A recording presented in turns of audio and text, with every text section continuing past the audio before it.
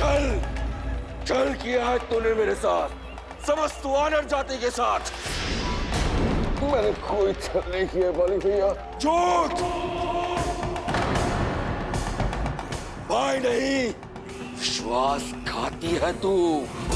जानबूझकर मुझे उस गुफा में लेके गए, मेरा साथ देने का ढोंग किया तूने, जबकि तुझे पता था कि वो राक्षस वहां पे मेरी प्रतीक्षा कर रहा है। नहीं भैया, मुझे उस राक्षस के षड्यंत्र के बारे में कोई भनक नहीं थी। फिर से झूठ।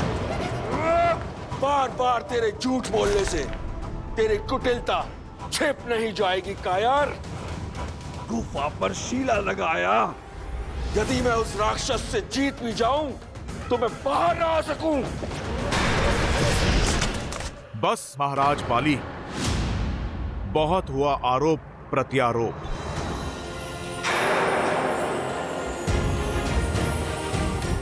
महाराज बाली, आपको अपने भाई पर संदेह क्यों है? आपको ऐसा क्यों लगता है कि महाराज सुग्रीव ने आपसे छल किया है? क्योंकि उसकी कुदृष्टि सदा से ही थी मेरे राज्य के ऊपर और मेरी पत्नी के ऊपर। आप अपने दृष्टिकोण का दोष किसी की दृष्टि को मत दीजिए वानर राज।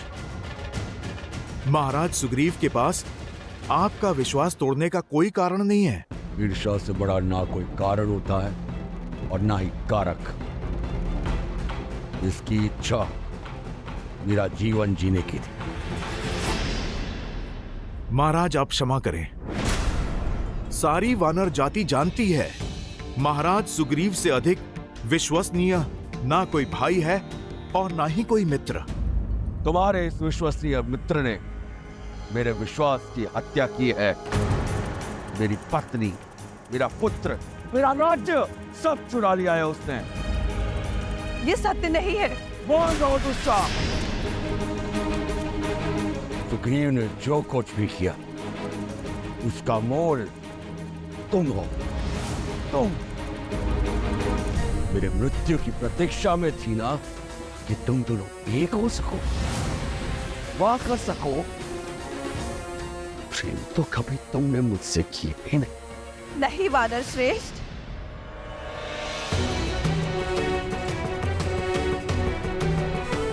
आप ही तो कहते थे कि यदि आपको कुछ हो जाए तो सुग्रीव मेरी और अंगद की रक्षा करेंगे।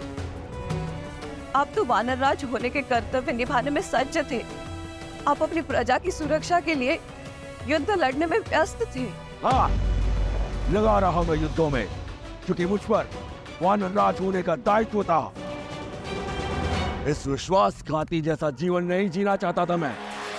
हाँ, चाहता था कि मेरे जाने के बाद तुम विधवा ना कहलाओ, मेरा अंगद और मेरी प्रजा अनाथ न हो।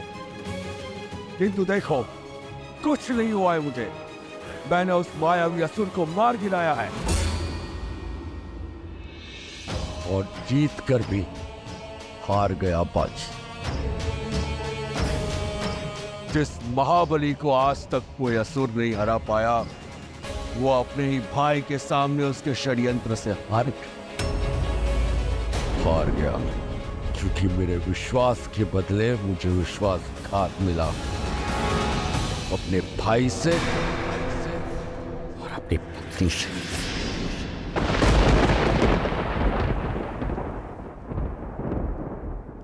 महाराज बाली, आपको क्रोध शोभा नहीं देता। आपके बल के आगे सारा संसार नतमस्तक है। आप तो महान योद्धा हैं। अपने बल को सत्यापित करने के लिए मुझे तुम्हारे समर्थन की आवश्यकता नहीं, हनुमान।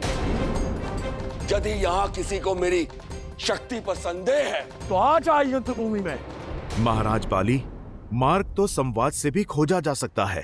तुच्छ वानर, ये मेरे परिवार का निजी प्रकरण है, तुम बीच में मत बोलो।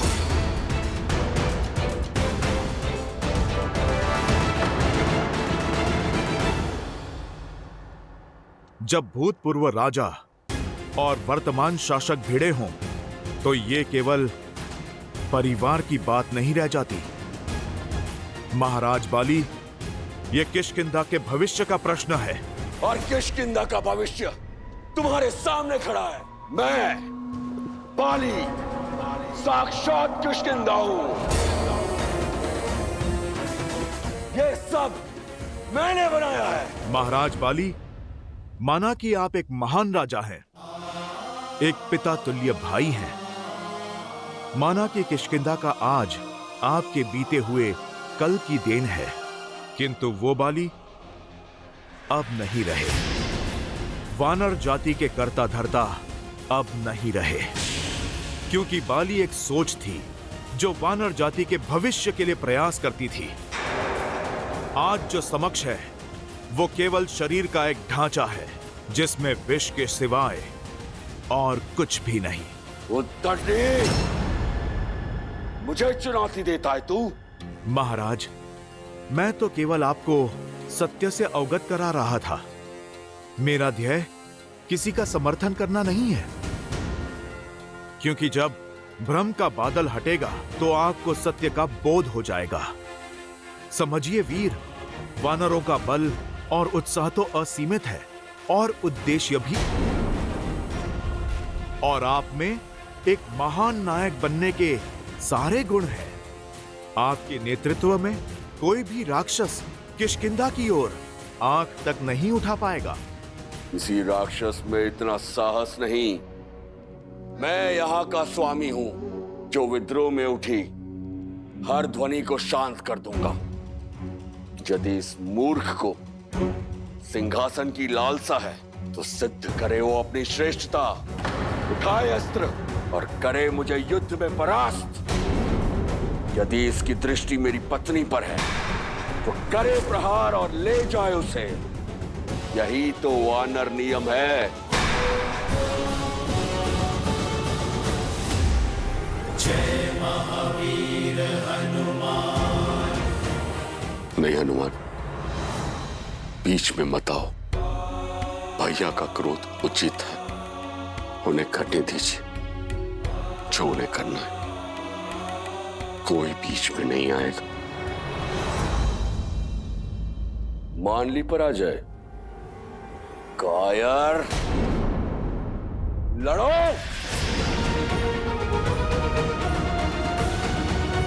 नहीं,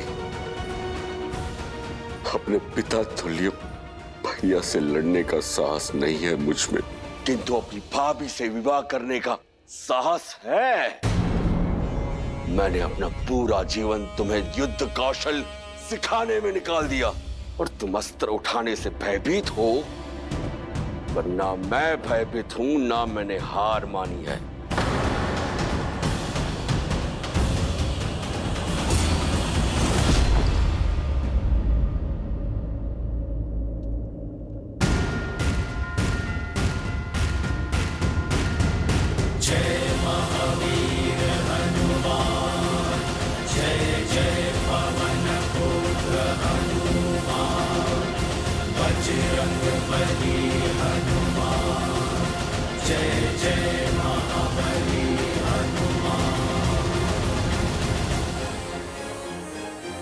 हनुमान, तुम भी मुझे चुनौती देना चाहते हो? क्या तुम्हें भी मेरा ये सिंहासन और मेरी पत्नी चाहिए? बस महाराज,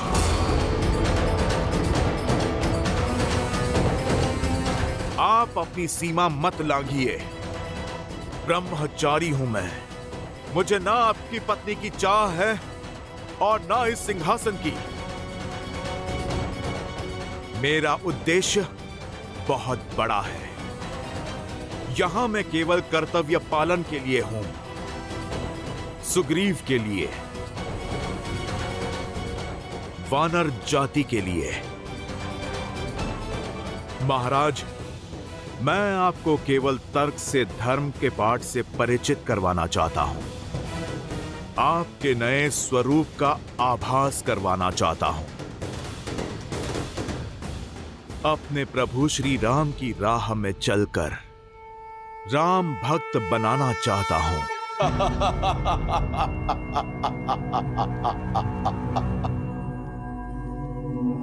कौन राम? मैं किसी राम को नहीं जानता,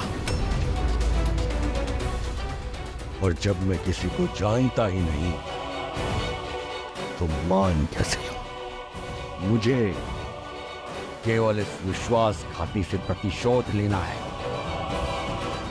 हट जाओ हनुमान, चारों से आप लोग। मुझे सिंहासन नहीं, मृत्यु चाहिए। अब मेरी मृत्यु ही मुझे निर्दोष सिद्ध करेगी।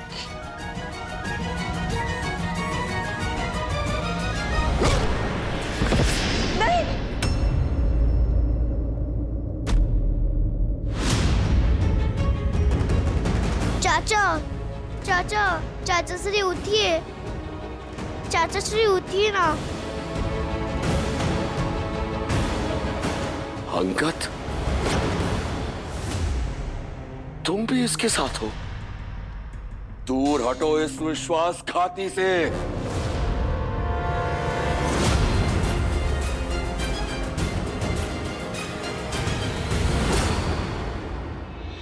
पिताश्री, चाचा श्री को मत मारिए। छोड़ मेरा पैर, मूर्ख। नहीं पिताश्री, चाचा श्री के प्राण हरने से पहले आपको अपने पुत्र का वध करना होगा। हनुमान, बाली सुग्रीव को मार देंगे। एक भाई दूसरे भाई के प्राण ले ले, इससे पहले रोक लीजिए अनर्थ। तारा,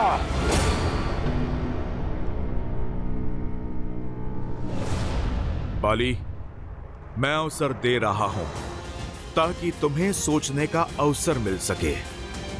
जब तुम्हारा क्रोध शांत हो जाए तो प्रतिशोध और परिणाम दोनों के बारे में सोचना। अपने अभिमान की अग्नि में वानर जाति का उज्जवल भविष्य बनने के अवसर की आहुति मत देना।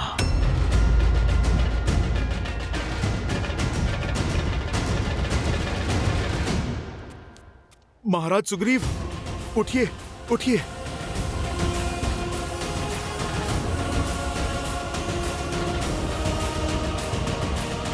जाने दे रहा हूं तुम दोनों को, क्योंकि मैं अपने अंगद के सामने तुम्हारे प्राण नहीं हरना चाहता, परंतु प्राण दान नहीं दिया है मैंने। चाहे जहां भी छुप जाओ, तुम्हारा राम भी बाली के प्रकोप से नहीं बचा पाएगा तुम्हें।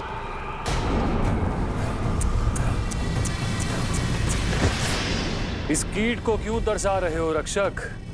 राक्षस वीर खर की जय हो, सेनापति दूषण की जय हो।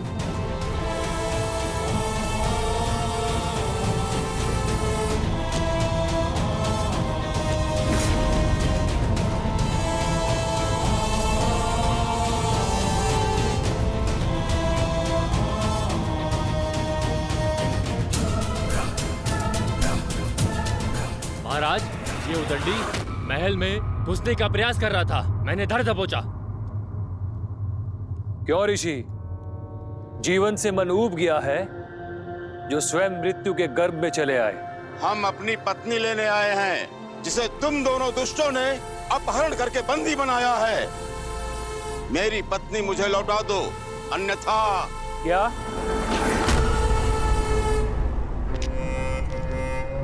फिर से कहना। आनंद आ गया, पहली बार किसी से चेतावनी मिली है, कानों में अमृत सा घुल गया। हे ऋषि, एक बार फिर से चेतावनी देना। वैसे तुम किस स्त्री की बात कर रहे हो? दूषण, तुम्हें कुछ पता है? कैसे पता होगा खर? हमने तो अनगिनत स्त्रियों का अपहरण किया है, इतनी स्त्रियों को भोगा है कि अब तो गिनती भी स्मरण नहीं। एक क्षण, पिछले सप्ताह एक ऋषि पत्नी को लाया गया था, अद्वितीय सुंदरी। कदाचित ये ऋषि उसी का पति है।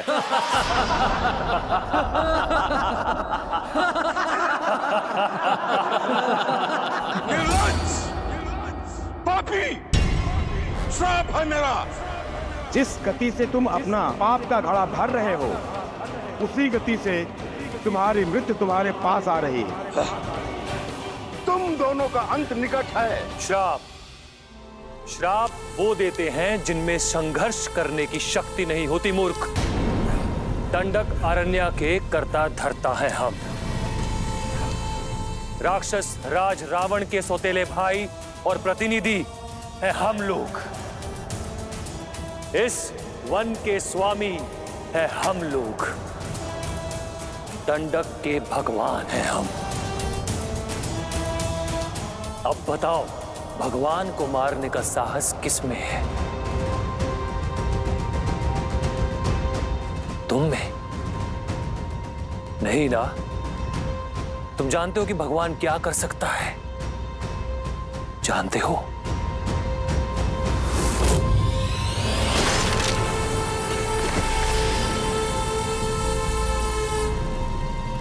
चेतावनी देता तो जीवित रहता। इसे हर दिन बुलाकर इसकी चेतावनी सुनते, आनंद आता, मनोरंजन होता। श्राप देकर सारा आनंद भंग कर दिया। ये शव हटाओ।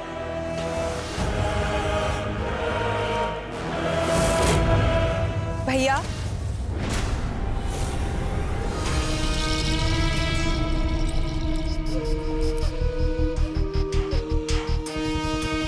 सूर्पनखा,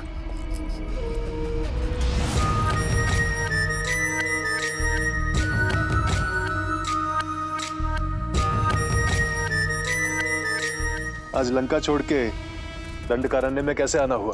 रावण भैया की आज्ञा का पालन करने। उन्होंने आप दोनों के साथ रहने की आज्ञा दी है और अपना मन चाहा वर ढूंढने की अनुमति देकर भेजा है। भैया, आप दोनों मेरी सहायता करेंगे ना? निसंदेह लंकेश की आज्ञा का पालन अवश्य होगा। क्योंकि हमारी नीति के अनुसार इस वन में पग धरने वाली प्रत्येक स्त्री हमारी संपत्ति होती है और सभी पुरुष मेरे खिलौने। हाय, अधर्म और संहार ही राक्षस राज है। महाराज खर, महाराज खर, महाराज राक्षस राज संकट में है। क्या हुआ? महाराज खर, विराट मारा गया।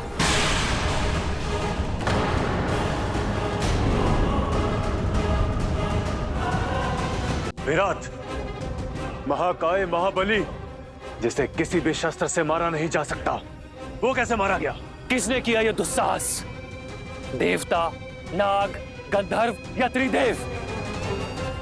बोलो, किसने मारा विराट को? एक साधारण वनवासी मानव और उसके भाई ने। महाराज,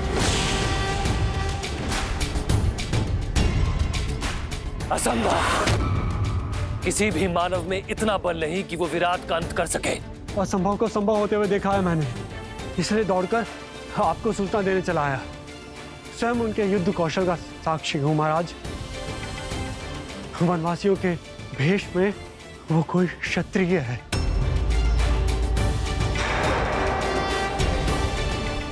महाराज, दो भाई हैं वो, राम और लक्ष्मण,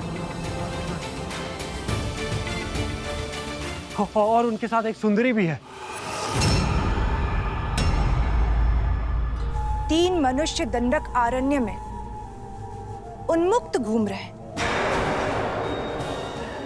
साहसी वनवासी, उसका भाई और पत्नी भी।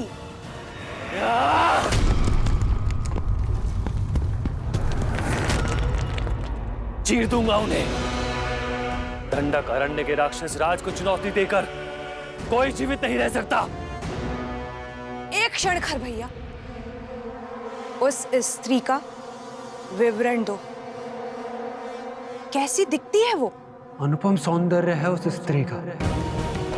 हिरनी सी आंखें, गज सी चाल, पुष्प सी कोमलता, देव तुल्य तेज है।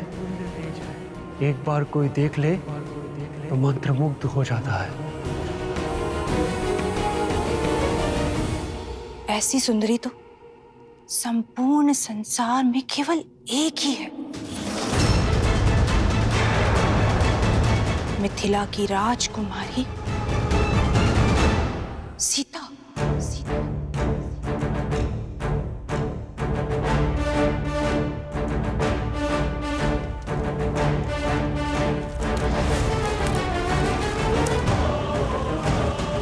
सावधान।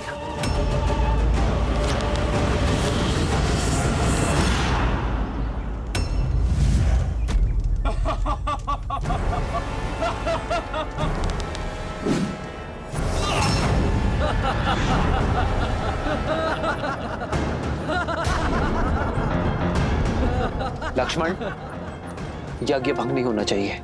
जी भैया।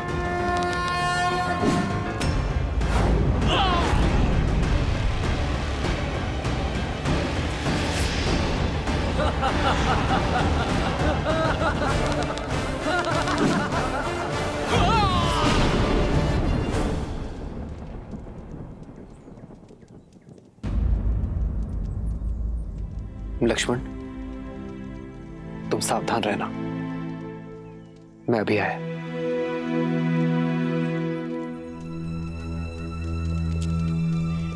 क्या हुआ सीते? कुछ नहीं आ रहा। एक पति और पत्नी के बीच रहस्य कब से रहने लगी? ऐसी कोई बात नहीं यार। तो चिंता का कारण बताओ सीता। एक पति और पत्नी के बीच ना ही दुख छुपे रहने चाहिए, ना ही सुख, और ना ही कोई चिंता। मुझे ये सब देखकर उचित नहीं लग रहा है।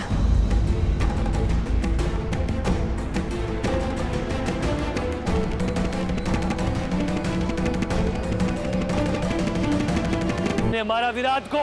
महाराज, दो भाई हैं वो, राम और लक्ष्मण, और उनके साथ एक सुंदरी भी है। अनुपम सौंदर्य है उस स्त्री का, हिरनी सी आंखें, गज सी चाल, पुष्प सी कोमलता, देव तुल्य तेज है। ऐसी सुंदरी तो संपूर्ण संसार में केवल एक ही है, मिथिला की राजकुमारी सीता। सीता? यदि सुंदरी है तो विलंब कैसा? अभी उसे विधवा करके अपने महल में ले आता हूं। इतनी भी क्या शीघ्रता है भैया? मुझे लगता है कि उन पर कोई भी प्रहार करने से अधिक श्रेष्ठ होगा कि हमें रावण भैया को इस विषय में सूचित करना चाहिए। मुझे पूर्ण विश्वास है कि इस सूचना से भैया को विश्व विजय सी प्रसन्नता मिलेगी।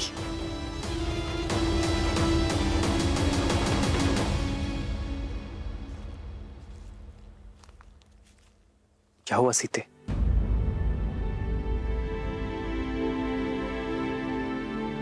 कुछ नहीं आ रहा।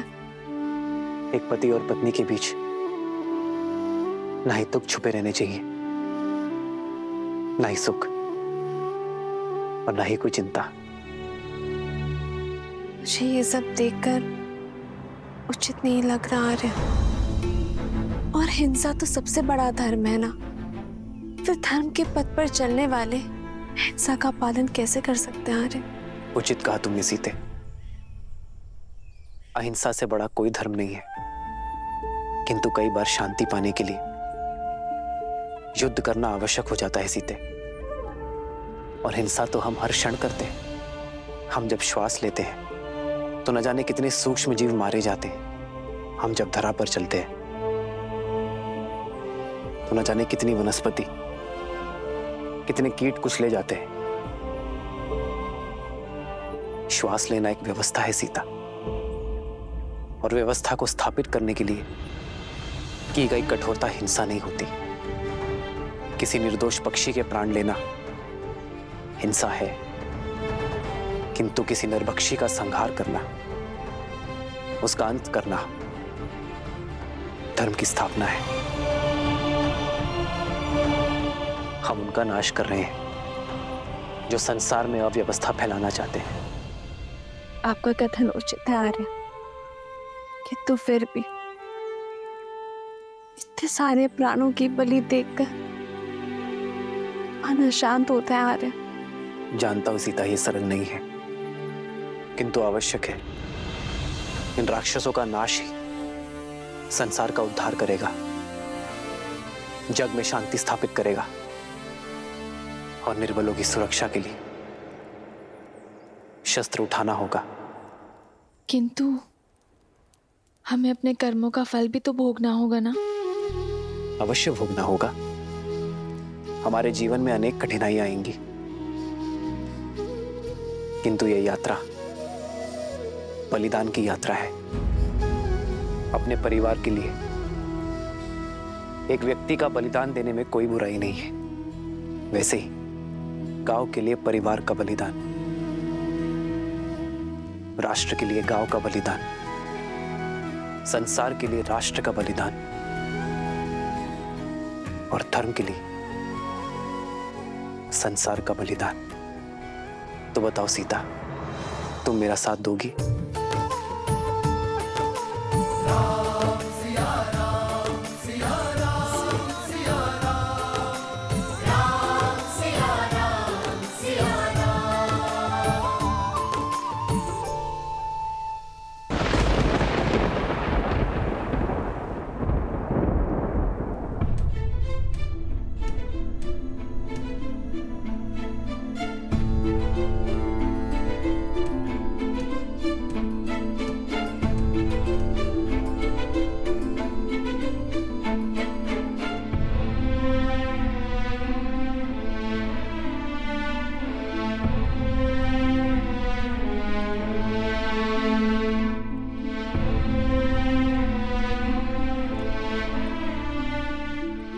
मुझे भान है कि तुमने बाली को प्राणदान क्यों दिया है हनुमान।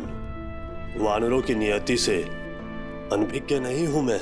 जामवंत जी, बाली कभी बुरा नहीं था, पर क्रोध ने उसकी बुद्धि भ्रष्ट कर दी। सुग्रीव बाली विवाद में मैं वानरों की शक्ति की हार स्वीकार नहीं कर सकता था, इसलिए मुझे हस्तक्षेप करना पड़ा। मुझे आशा है कि बाली अपना अभिमान त्याग महाराज सुग्रीव को अपना ले, तो वानरों की सफलता का उदय हो जाए। पर तुम्हारी आशा टूटती दिखती है मुझे। बाली हमारा साथ कभी नहीं देगा। भ्रम के मेघों से यदि अपमान का चक्रवात मिल जाए तो विनाश कोई नहीं रोक सकता हनुमान। बाली का अभिमान ही उसके अंत का कारण बनेगा। भैया, बाली भैया,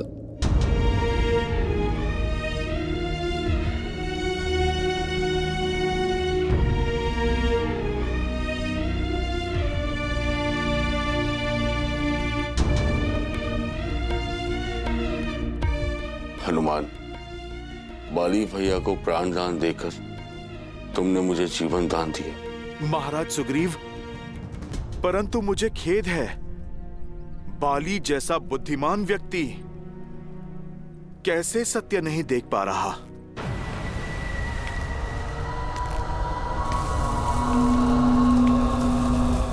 बाली आ रहा है सुग्रीव, और वो तुमसे अपना प्रतिशोध लेगा। भैया, बाली भैया, उस ओर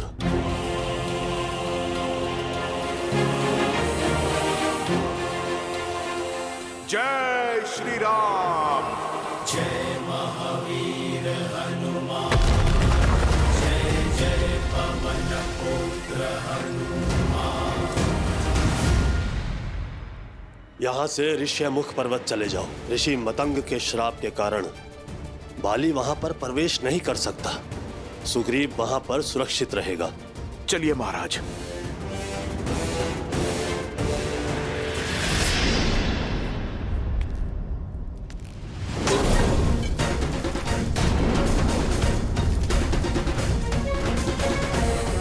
मुझसे बचकर नहीं जा सकते हो तुम सुग्रीव।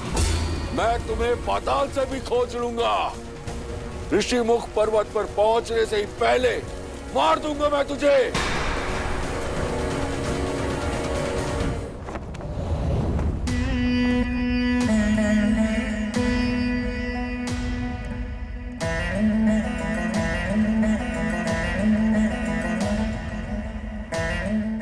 शनन को ये समाचार देगा कौन?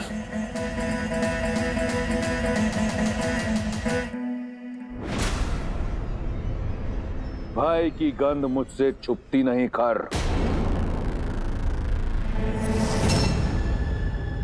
और उससे भी बड़ी बात, ये गंध मुझे भाती नहीं।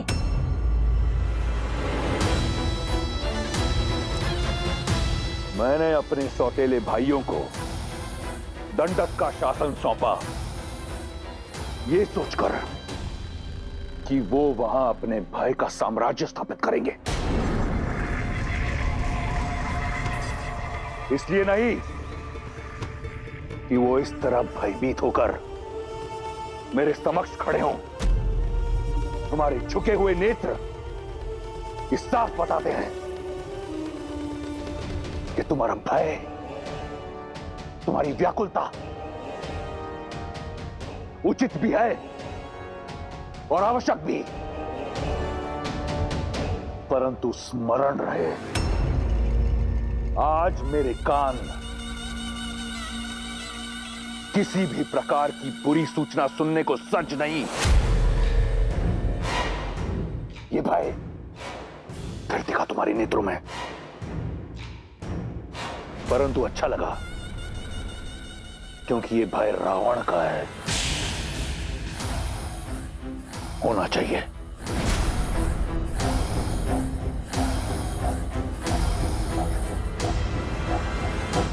बलिदान दिया तुम्हें, बोलो। भैया, लंकेश विराट मारा जा चुका है। तो विराट रावण नहीं, काल जिसके वश में हो। परंतु लंकेश, विराट का संहार एक वनवासी मनुष्य के हाथों हुआ है। किंतु वो एक साधारण व्यक्ति नहीं है। अयोध्या नरेश दशरथ के पुत्र राम और लक्ष्मण है, और उनके साथ एक सुंदरी भी है, राम की पत्नी मिथिला कुमारी सीता।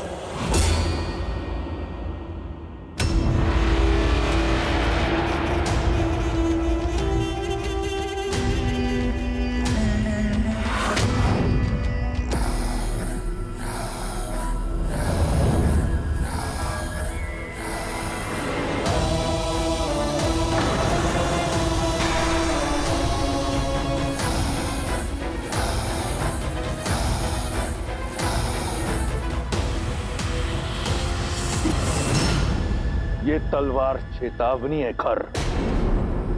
वन का दायित्व तुम्हारा है, तो उसमें उपजी समस्या मेरी क्यों?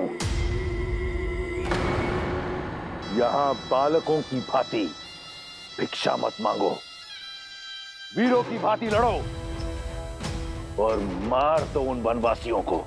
जी लंकेश, भय केवल इस आभास का था कि एक साधारण मनुष्य विराट जैसे राक्षस का संहार कैसे कर सकता है। भविष्य में समस्या नहीं, समाधान लेकर मेरे समक्ष आना, अन्यथा अब जाओ यहां से। और अगली बार अपनी समस्या का पिटारा खोलने से पहले स्वयं का शीश धड़ से अलग कर लेना, पीड़ा कम होगी। और स्मरण रहे, मेरा उन वनवासियों से कोई लेना देना नहीं।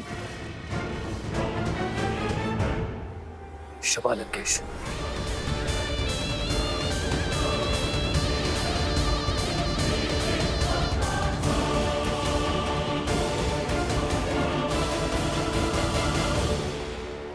नहीं स्वामी, ऐसा मत कीजिए। क्यों ना करूं? उसने मेरे स्वाभिमान को ठेस पहुंचाई है। मुझे नीचा दिखाने के लिए उसने तुम्हें अपनी पत्नी बनाया। अब प्रतिशोध का एक ही मार्ग है, रूमा से विवाह। ऐसा अनर्थ मत कीजिए स्वामी। क्यों? क्यों ना करूं? वो करे तो नियम और मैं करूं तो अनर्थ। जो नियम सुग्रीव पर लागू होता है, तुम पर लागू होता है, वो मुझ पर क्यों नहीं? क्योंकि सुग्रीव ने आप ही के आदेशानुसार उस गुफा के मुख पर चट्टान रखी थी। आप ही के आदेश पर उसने किष्किंधा को संभाला था। और स्वामी, आपने तो रूमा को पुत्री समान प्रेम दिया है, तो अब क्यों प्रतिशोध की आग में आप अपना सम्मान, अपना गौरव और अपने धर्म को भस्म कर रहे हैं? क्यों अधर्म करके नर्क के भागी बन रहे स्वामी? चट्टान तब रखनी थी जब मेरी मृत्यु हो जाती, तब। लेकिन रक्त बहकर बाहर आया था। वो रक्त नहीं था। वो उस मायावी की माया भी तो हो सकती थी ना। सुग्रीव की चाल भी तो हो सकती है। नहीं चाहिए मुझे धर्म, नहीं चाहिए मुझे स्वर्ग और ना ही मोक्ष। यहाँ राज शक्ति और युक्ति से होता है, और ये दोनों ही अपार है मेरे पास। इसीलिए राज भी मेरा होगा और रूमा भी। सुग्रीव को मूल्य तो चुकाना ही होगा। सैनिकों, रूमा को मेरे समक्ष प्रस्तुत करो। रुक जाइए स्वामी, अंगद के विषय में तो सोचिए, वो भी बालक है, उस पर क्या प्रभाव पड़ेगा? उसके लिए यह प्रशिक्षण होगा। वो भी तो देखे कि वानर राज कैसे बना जाता है।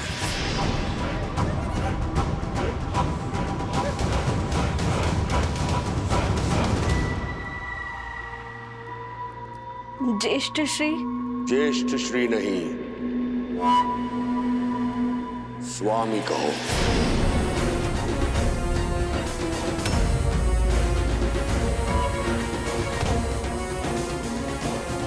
आज से तुम मेरी पत्नी हो।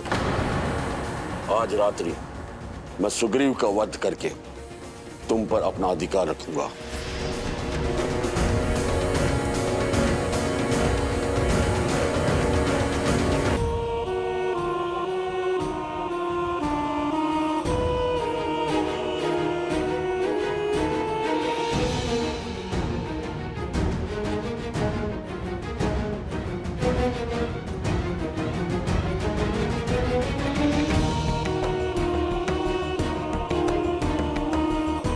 जो तुम्हारा नहीं है उसे पाने की लालसा छोड़कर जो है उसी में संतुष्ट रहना सीखो।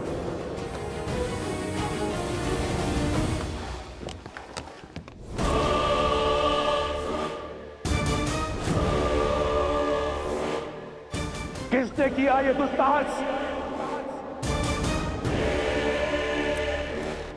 किसे अपने प्राणों से प्रेम नहीं? समक्ष आओ। क्षमा करे भैया, ये दुस्साहस मैंने किया है क्योंकि मैं आपको किसी भ्रम में नहीं देख सकती। भ्रम? हाँ भैया, सीता की जिस छवि को आपने देखा था अब वो वैसी नहीं रही। अब वो महलों की राजकुमारी से एक वन की सन्यासिनी बन चुकी है। तनिक सोचिए भैया, सीता के सौंदर्य और तेज के बारे में। आपके साथ लंका की स्वामिनी के रूप में खड़े होकर वो कैसी लगेगी? उसका प्रारब्ध आप ही के आने की प्रतीक्षा में है। बेचारी, जिस राजकुमार से विवाह किया उसके पास राज्य तो छोड़िए, कांटों से बचने के लिए पांव में पादुका तक नहीं। जिस स्त्री को लंका की मखमल शैया पर होना चाहिए वो पथरीली चट्टानों पर सो रही है। लंका की सुगंधित और कमलों से सज्जित सरोवर के स्थान पर जोंक और कीड़ों से भरे वन्य तालाबों में स्नान कर रही है।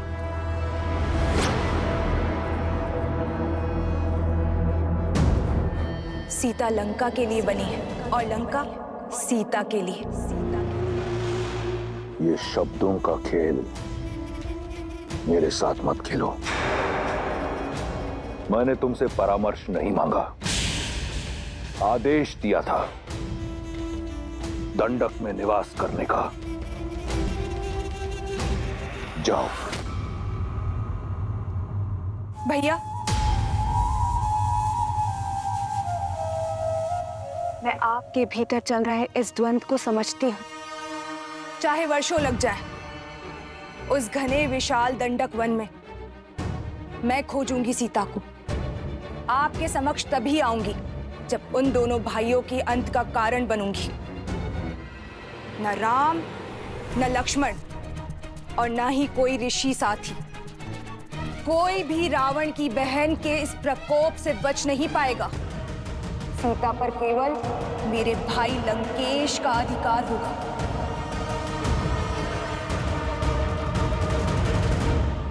राम राम राम राम राम राम राम राम राम। महाराज, बस कुछ देर और, हम लोग ऋषिमुख पर्वत के निकट हैं। राम राम राम राम। रुक जाइए महाराज।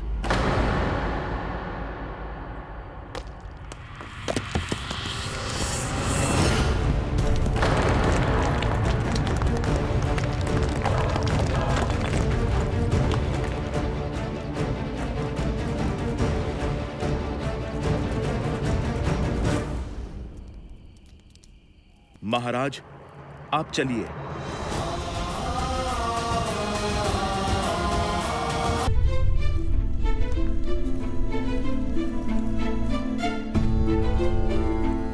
बालपन में बाली भैया कितना प्रेम करते थे मुझसे। तुम देखना हनुमान, बाली भैया को उनकी भूल का पश्चाताप अवश्य होगा। हमारे मत मिले ना मिले, हमारे मन अवश्य मिलते हैं। महाराज सुग्रीव,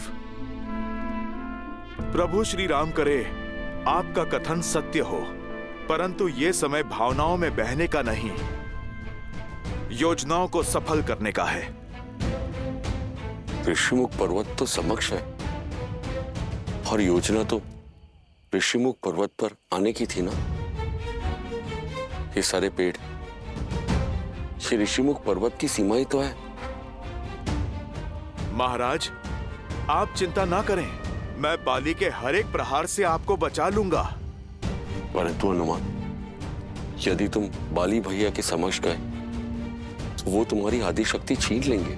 मेरी यही योजना है कि मैं उनके समक्ष नहीं, उनके पीछे रहूं और मैं महाराज बाली को ऋषिमुख पर्वत की सीमा तक खींच के लाऊंगा। जैसे ही उनका पग ऋषिमुख पर्वत की सीमा को छुएगा, उन्हें मिला श्राप उनके प्राण हर लेगा। परंतु ये होगा कैसे हनुमान? और भैया के प्राण? महाराज सुग्रीव, यदि जीवित रहना है तो आप मुझ पर विश्वास कीजिए।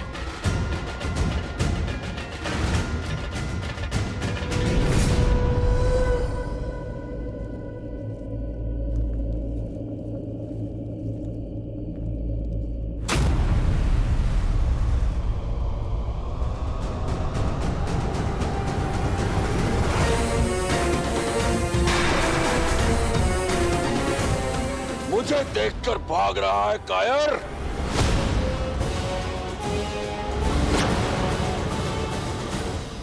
प्राण जाए फिर भी मैं आपसे युद्ध नहीं करूंगा भैया। अब प्राणों के सिवाय बचा क्या है तेरे पास कायर? अब तो राज्य भी मेरा और रूमा भी। अब मत रोकिएगा महाराज सुग्रीव।